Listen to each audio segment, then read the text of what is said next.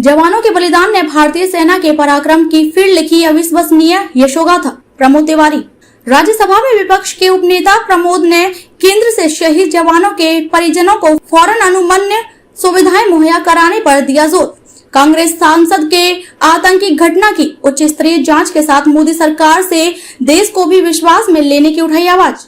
राज्यसभा में विपक्ष के उपनेता प्रमोद तिवारी ने देश की रक्षा करते हुए पुंछ में शहीद हुए जवानों को यहां शुक्रवार को माल्यार्पण कर श्रद्धांजलि अर्पित की। उन्होंने शहीदों की स्मृति में शहीद प्रधानमंत्री इंदिरा गांधी की प्रतिमा पर भी माल्यार्पण किया।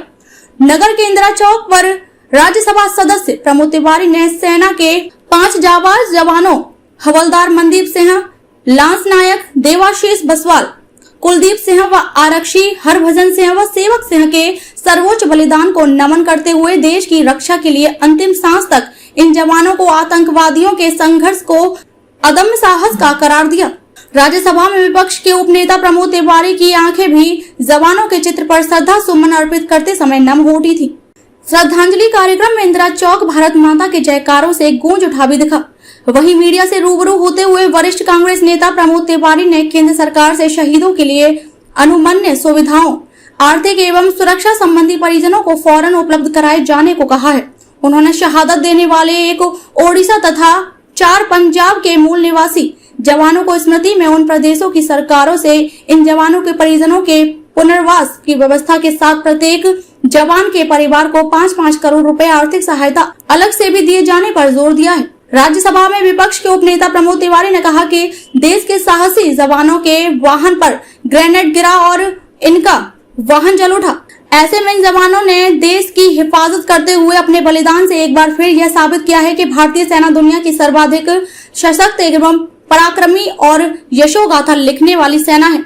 सांसद प्रमोद तिवारी ने केंद्र से यह भी मांग उठाई कि आतंकी ग्रेनेड हमले के प्रकरण की वह विशेष जांच कराते हुए देश की जनता को भी फौरन विश्वास मिले। उन्होंने सवाल उठाया कि एक और भाजपा सरकार धारा 370 हटाने के बाद जम्मू कश्मीर में आतंकवाद के खात्मे का झूठा ढिंढोरा पीट रही है, तो फिर वहीं इतनी बड़ी आतंकवादी घटना कैसे हुई। राज्यसभा में विपक्ष के उपनेता प्रमोद तिवारी ने तीखे अंदाज में कहा कि आतंकी घटना ने फिर साबित किया है कि मौजूदा मोदी सरकार ने दृढ़ राजनीतिक इच्छा शक्ति की कमी है। उन्होंने दावे के साथ कहा कि सदन के अंदर और सदन के बाहर भाजपा सरकार ने खुद यह स्वीकार करने को विवश हुई कि उनके पिछले 9 वर्षों के कार्यकाल में आतंकी घटनाएं बढ़ी हैं। उन्होंने कड़वा सियासी प्रहार किया कि मौजूदा मोदी नीति सरकार के कार्यकाल में सर्वाधिक सीमाओं की पवित्रता भंग हुई और भारतीय सीमा का अतिक्रमण हुआ है। राज्यसभा सदस्य प्रमोद तिवारी ने यह भी तंज कसा कि पीएम मोदी काबुल जाते समय बिना बुलाए पाकिस्तानी प्रधानमंत्री नवाज शरीफ को जन्मदिन की बधाई देने देश को बिना विश्वास में लिए पाकिस्तान पहुंच गए। उन्होंने कहा कि देश विरोधियों के हौसले तब और बुलंद होते हैं जब देश के प्रधानमंत्री मोदी को व पाक के तत्कालीन प्रधानमंत्री नवाज शरीफ की मां के चरणों में सिर झुकाते जैसे स्थिति भी देखा करते हैं।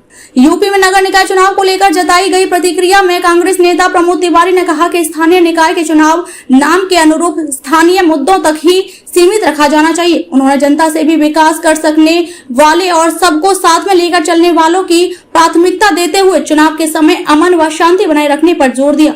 जिले में निकाय चुनाव पर भी जताई गई प्रतिक्रिया में प्रमोद तिवारी ने कहा कि जनता जिला पंचायत के चुनाव की तरह भाजपा का यहाँ सुपड़ा साफ करेगी।